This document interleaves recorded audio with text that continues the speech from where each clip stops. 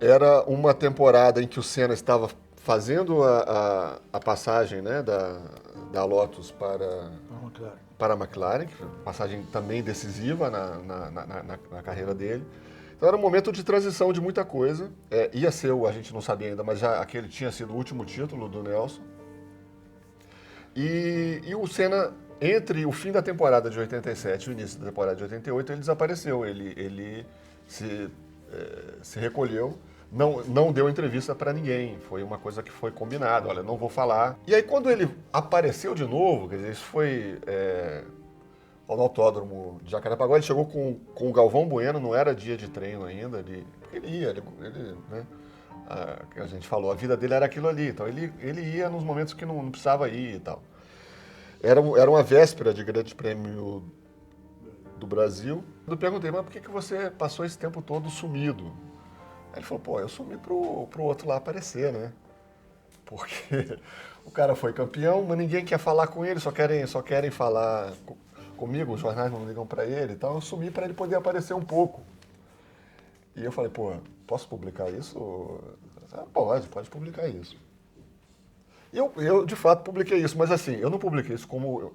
A matéria que eu escrevi, isso era um pé de página, assim, era uma brincadeira, porque de fato era uma brincadeira. Tinha uma dose de sensacionalismo em você puxar uma brincadeira, que era uma brincadeirazinha. Aquilo devia ser uma feature, talvez, jamais a manchete de página.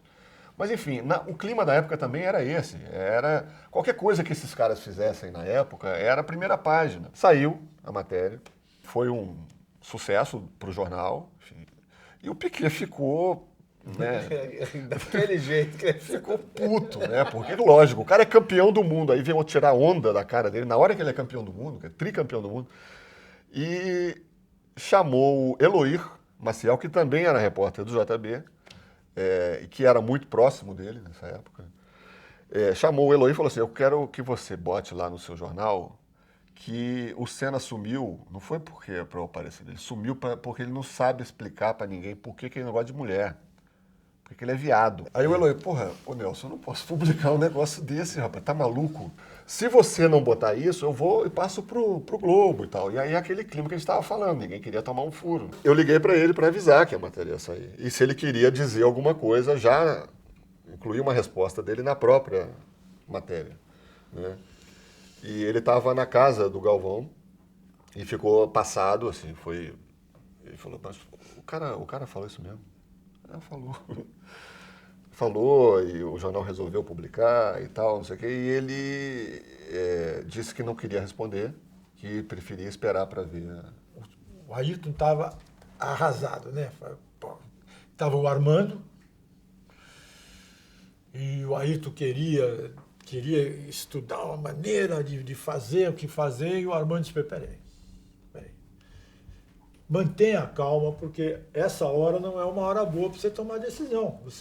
É uma loucura. Qualquer coisa que você vai fazer com o teu sentimento e com nenhuma reflexão. Mas ele sentiu muito. E quando ele foi se acalmando e tal, ele me disse uma frase assim que eu guardei para sempre. Né?